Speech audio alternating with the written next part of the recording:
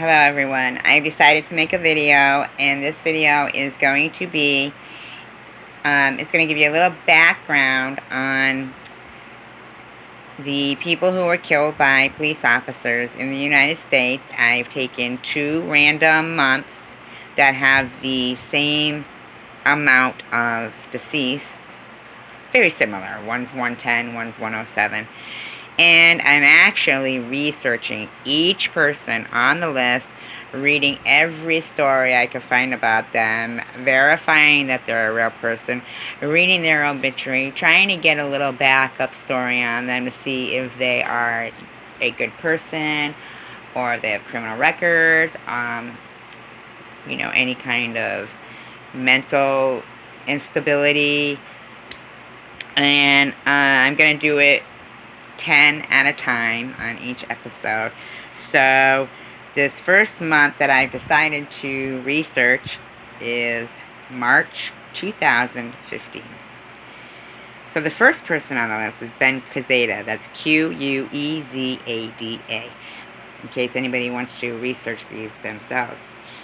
He was in Baytown, I believe it's called, Baytown, Texas. And a little after midnight, cops got a call to go to the intersection of West Texas and Gillard Avenue, I believe.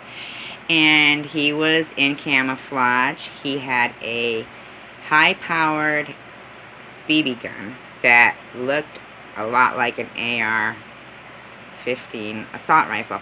And I did look up pictures of each of those, and they do look very similar. And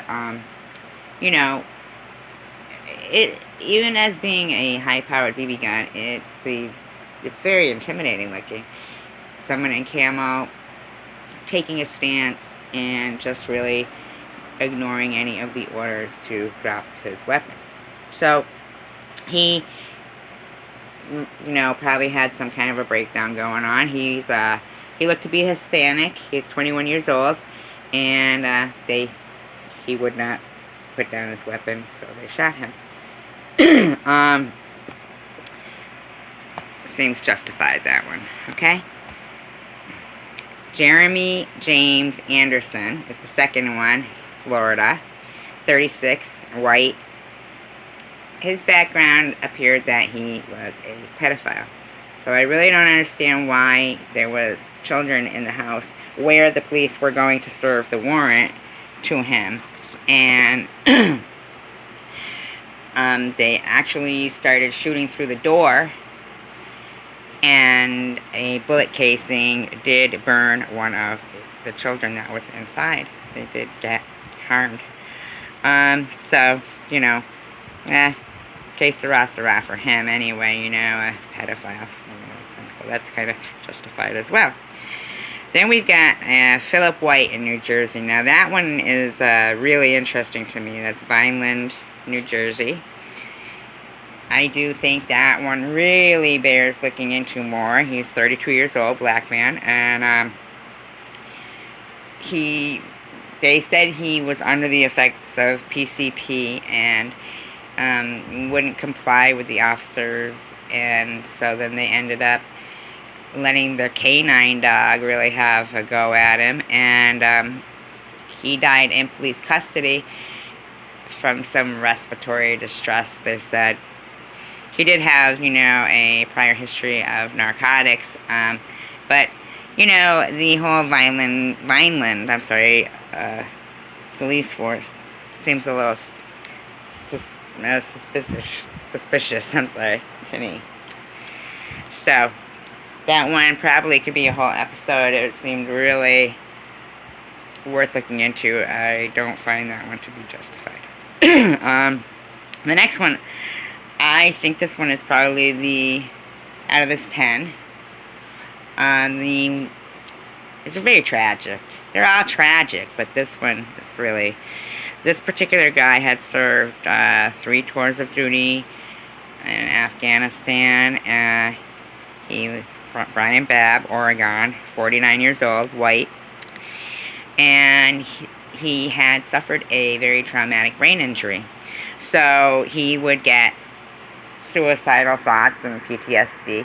He did have a therapist, and that particular day he was feeling suicidal, or however it was. There was, people in the house. So he was on the phone with his therapist for about 45 minutes, which the police were privy to that phone call. And he had said he would remove the magazine or the cartridge, whatever, out of the gun that he had.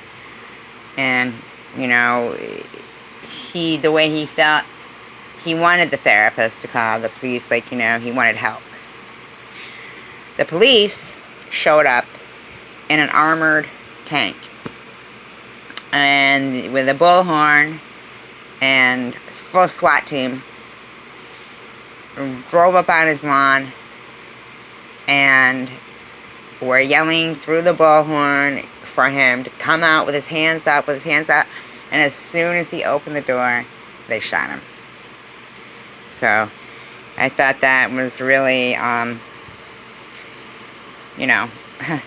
that's really unjustified and quite tragic. It's always tragic when you call for the police and they're the ones who kill you. Next one is Dominic R. Wise from Virginia. He's 30 years old, black. And he was resisting arrest, and he was tased, and he suffered some kind of coronary. So, I don't know, it's never good to be resisting arrest. I think, what can you do? I mean, one of these officers said, we always want to go home safe at the end of the day. They're out there, you've got somebody resisting arrest. What are they going to do? Are they going to just say, okay, go? I mean, they have to do what they have to do. Just don't resist arrest. So the next one is, now this I found very strange. This is a strange case to me. Ricky Hall, also known as Maya. Now, he was a transgender and 27 years old, black, and him and his friend were dressed in female attire and had drugs in this SUV. It wasn't their SUV. It was some man they had gone back to some motel with. And he did have quite a few priors, I will tell you that. They busted through the gate. This happened in Maryland. They busted through the gate. I'm sorry, Virginia, but, no, Maryland. I'm looking at the wrong guy. Maryland. I was right. At the NSA with the SUV.